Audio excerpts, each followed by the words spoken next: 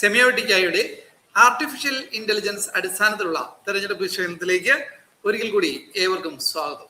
ഇന്ന് നമ്മൾ വിശകലനം ചെയ്യുന്ന മണ്ഡലങ്ങൾ തിരുവനന്തപുരം, വട്ടിയൂർക്കാവ്.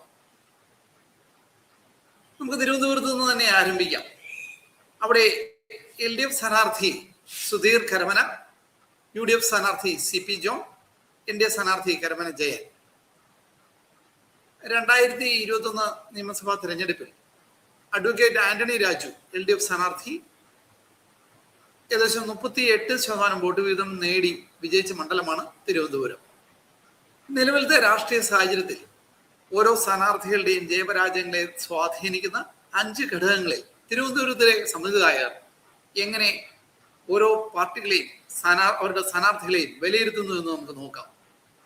പ്രാദേശിക വികസനത്തിന് 1ാം സ്ഥാനം UDF-നാണ് അവിടുത്തെ വോട്ടർമാർ നൽകുന്നത്. 2ാം സ്ഥാനം LDF-ന്. യുവജന പിന്തുണയിൽ LDF 1ാം സ്ഥാനത്താണ്. വോട്ടർമാരുടെ ഇടയിലെ വിശ്വാസ്യതയിലും LDF 1ാം സ്ഥാനത്താണ്. ഈ 2 ഘടകങ്ങളിലും UDF 2ാം സ്ഥാനത്താണ്. നേതൃപാടവത്തിൽ 1ാം സ്ഥാനം വന്നിരിക്കുന്നത് NDA ആണ്. 2ാം സ്ഥാനം UDF-ന്. സഹിഷ്ണുതാപരമായ രാഷ്ട്രീയത്തിൽ UDF 1ാം സ്ഥാനത്തും LDF 2ാം സ്ഥാനത്തുമാണ്. സ്ഥാനാർത്ഥികളുടെ ജയപരാജയങ്ങളെ തീരുമാനിക്കുന്ന ഓരോ ഘടകങ്ങളെയും സെമിയോട്ടിക്ക ആർട്ടിഫിഷ്യൽ ഇന്റലിജൻസ് ഉപയോഗിച്ചുകൊണ്ട് നമുക്ക് വേണ്ടി അപഗ്രഥിക്കുകയാണ്. നമുക്ക് നോക്കാം സെമിയോട്ടിക്ക AI പ്രകാരം ആരാണ് തിരുവനന്തപുരം വിജയിക്കുന്നതെന്ന്. സെമിയോട്ടിക്ക AI പ്രവചിക്കുകയാണ് സുധീർ കരമന LDF സ്ഥാനാർത്ഥി 37% വോട്ട് വീതം നേടി ജയിക്കും. 2ാം സ്ഥാനത്ത് NDA സ്ഥാനാർത്ഥിയാണ് 33% വോട്ട് വീതം. UDF 3ാം സ്ഥാനത്താണ് 30% വോട്ട് വീതത്തോടുകൂടി. ഇനി നമുക്ക് വട്ടിയൂർക്കാവ് നിയമസഭാ മണ്ഡലത്തിലേക്ക് പോകാം. എല്ലാം സ്റ്റാർ ക്യാമ്പയിനേഴ്സ് ആണ് അവിടെ. LDF സ്ഥാനാർത്ഥി VK പ്രശാന്ത്, UDF സ്ഥാനാർത്ഥി K മുരളീധരൻ, NDA സ്ഥാനാർത്ഥി R ശ്രീലേഖ. 2021 നിയമസഭാ തെരഞ്ഞെടുപ്പിൽ VK പ്രശാന്ത് വളരെ വ്യക്തമായ ഭൂരിപക്ഷത്തോടുകൂടി ജയിച്ച മണ്ഡലമാണ് വട്ടിയൂർക്കാവ്.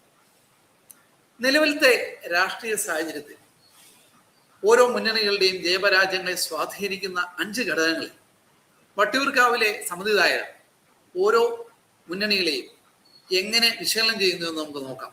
പ്രാദേശിക വികസനത്തിന് LDF-നാണ് ജനങ്ങൾ 1ാം സ്ഥാനം കൊടുക്കുന്നത്. NDA പ്രാദേശിക വികസനത്തിൽ 2ാം സ്ഥാനത്ത് എത്തിയിരിക്കുകയാണ്. യുവജന പിന്തുണ, വോട്ടർമാരിലെ വിശ്വാസ്യത, നേതൃപാടവം, ഈ എല്ലാ ഘടകങ്ങളിലും 1ാം സ്ഥാനത്ത് വന്നിരിക്കുന്നത് NDA ആണ്. ഈ ഘടകങ്ങളിലെല്ലാം LDF 2ാം സ്ഥാനത്താണ്. സഹിഷ്ണുതാപരമായ രാഷ്ട്രീയത്തിൽ UDF 1ാം സ്ഥാനം കരസ്ഥമാക്കിയിരിക്കുന്നു.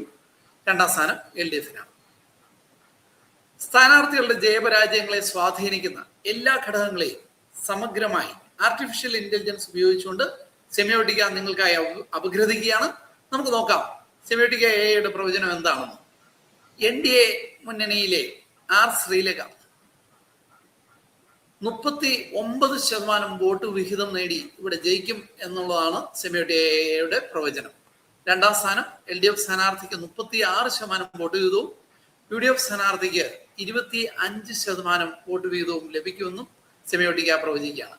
വീണ്ടും മറ്റൊരു മണ്ഡലവുമായി നിങ്ങളുടെ അടുക്കിലേക്ക് ഞങ്ങൾ എത്തുന്നതുവരെ നന്ദി, നമസ്കാരം.